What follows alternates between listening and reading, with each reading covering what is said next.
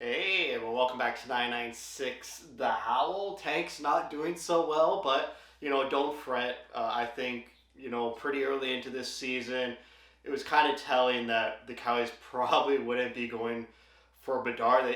The Blue Jackets with all their injuries, Chicago just tearing it all down. Not even a core of players is existing on the Chicago Blackhawks. Coyotes are improving a lot since last year, already eclipsed last year's totals with still like 14 games left. Everyone's taking a step forward, having career years, especially Clayton Keller, the first 30 goal scorer in decades for the Coyotes and 70-point getter. Pretty sure a team like Toronto has, a 30 goal, 70-point guy on their team almost every year and more than one. But let's get into it. There's a lot of, good news in terms of draft capital. And if you're down in the dumps about not getting Bedard, not going for that first overall, there's still a chance, albeit, but it's looking like we'll probably pick between 5 and 8. I hope for a top five. That's what I'm hoping for right now. Somewhere in the top five, 6, 7, 8. A bit squirrely there considering where we're at in the rebuild, but hopefully that Ottawa pick comes down maybe to 10th overall. Maybe you're picking like 7th and 10th. A lot of good things could still happen. It's all not gloomy, but we'll get into it. We'll start with this upcoming draft 2023. Two first round picks, the big ones. This could be franchise changing depending on how the lottery works, depending on if this streak of good hockey for the Coyotes starts to tumble and they start to fall in the standings. Honestly, hopefully, after now that Keller's rebounded from that massive injury, he's got his 30 goals, 70 points. There's not really much to play for here. Barrett Hayden, every point he gets is a career year. Same with Krause, same with Michelli, same with McBain. So, it would be pretty nice to get some regulation losses. But yeah, those two first round picks in this upcoming draft.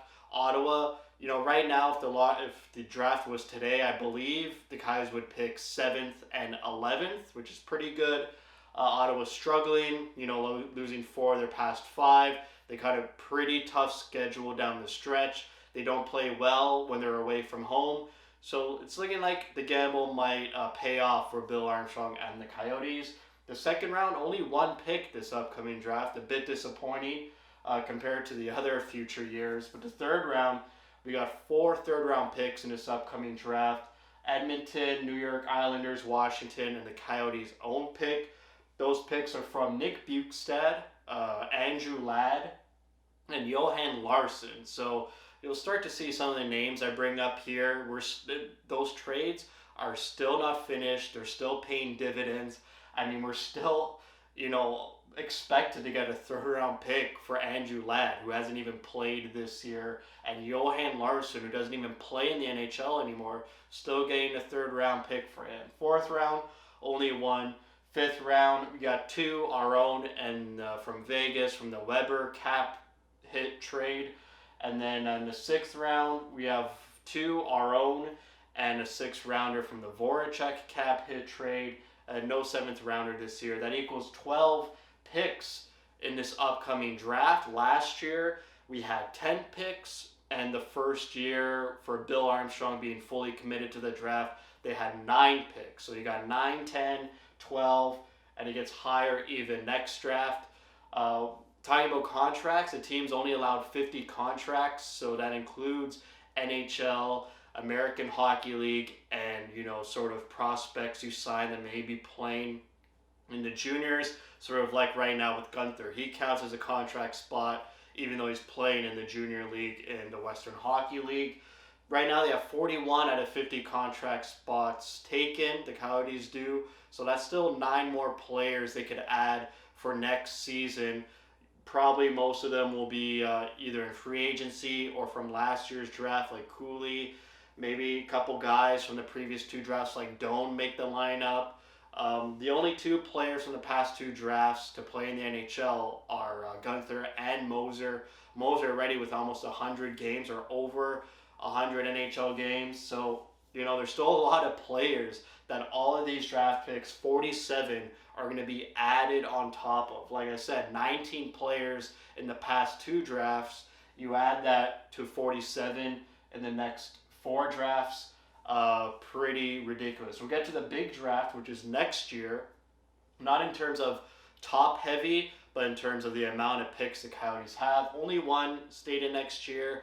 Bill Armstrong has reiterated that this team, in their phase of the rebuild, they're done accumulating picks. Now it's about just hitting those picks and drafting the best possible player they can, relying on their scouts. So that's very telling. Like, they're no longer, they don't need any more. They got all the draft picks they needed. That was the goal at the start of the rebuild. They had to refill their cupboards and prospects. So that to me shows that they're not really going to sell anyone else. I think, unless something really negative and bad happens, the only guys I could see being let go are like Nick Schmaltz. And that's only probably because either his play decreases, he gets injured, or we get a new prospect who outclasses Schmaltz in his position on the lineup. But even then, he plays really well with Keller. But on the other hand, it seems like everyone's playing well with Keller right now, especially Barrett Hayden. So I don't know. I think Schmaltz might be the guy that could get traded for a first-round pick. Other than that, obviously Keller and Krause, if they ever get traded, which I don't think they are, they would get a first-rounder. But to me, the only guy who they might sell in the future could be Schmaltz, and for a first-round pick. So don't expect too many more first-round picks. I think this Chychrun trade was the last first-round pick they acquire. But in the second round next year, they got 4 second-rounders from Florida, Montreal, Washington, and their own. And the second-rounders, the Florida one still from Anton Strawman, who also isn't in the league or might be playing for Boston or is injured. Didn't really look up on him. Montreal, that's still from the Dvorak trade. And Washington, that's Ottawa's second pick they gave in the Chychrun trade that was from Washington. So that was part of the Chychrun trade. So yeah, a guy like Dvorak, Strawman, those trades, they're still not done. We still get rewarded for those trades years later. Then in the third round, we got 3 from Colorado, Edmonton, and our own. That's from Kemper and taking up Cassian. Fourth round, we got 2, the Coyotes, plus a 4th from Lane Peterson, who's playing on the Columbus Blue Jackets right now. So San Jose didn't even hang on to Peterson. I honestly forgot that Peterson existed. And then 1 draft pick in the 5th and 6th. And then 2 in next year's 7th round. That Boston one is from a minor league deal, I think from last year's trade deadline. It involved Michael Callahan.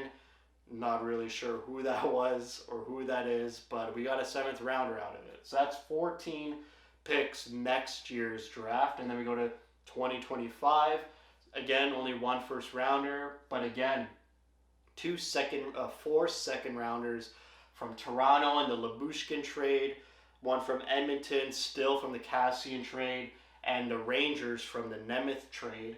Then we have 2 in the 3rd in 2025, and that's from Patrick Kane for literally doing nothing, just paying, I think, a couple $100,000. You get a 3rd round pick, a better return than Goss's spare. And then 1 pick in 4th, 5th, 6th, and the 7th round. That equals 11 picks in 2025. And then in 2026, 4 years out, this management group is planning for the long haul. They have so much flexibility and so much, like I said, flexibility, but they have such a long horizon to play with, and whatever moves they make in the present, they have all this detailed information in the future that, okay, if we make this move now, how is that going to affect the future? We have all these picks still. Do we give this guy a big contract? What happens here? Do we couple up? Do we bundle a bunch of draft picks and trade for another guy? There's just so much they can do right now. And speaking about bundling draft picks, I really doubt the Coyotes are going to pick 47 players in the next 4 years. You could expect that the ownership group bundles up some picks and jumps higher in the draft order. We saw that with Dvorak's first rounder to jump to get Geeky, and then Kemper's first rounder to get Lamoureux. So there's some movement still involved. I don't think they're going to pick all 47. I expect them to move up and package some of these draft picks. So the quantity of draft picks is really good in terms of trading up and bundling them and improving your draft, order. So 2026, 1 pick in the first round. They have three in the second round: Arizona's, Ottawa's, and New York's. That's from Chikrin still, and Nemeth again. The third round pick in 2026 is from the Gossip Bear trade. Still a bad trade. Uh, money trumps all in that trade, basically. And then you got one pick from 4, 5, 6, and 7 equals 10 picks for a total of 47. So, maybe talk about some good news. Maybe Team Tank is down in the dumps, but everyone else is so happy watching these exciting, entertaining games, watching Clayton Keller rise from such a terrible and miserable scenario that happened near the end of last year. Really great to see Keller hit that 30 goal mark. He really wanted it. He's one of the best Coyotes we had in decades. So happy to see Keller do that. Happy to see the team so happy that he did that. That Minnesota Wild game with the 4 fights in one game, just it's a lot of entertainment and excitement. And for the fact that this team, a lot of analysts going into the season said this was one of the worst rosters ever to hit the ice, just proving everyone wrong. And these are great games to watch, and you get up for these games, considering where they are in the rebuild. But yes, I do say that more regulation losses would be a bit nice right about now. So that's it for me. Thank you for watching. If you like what you see, spread the word. And as always, thank you for your support.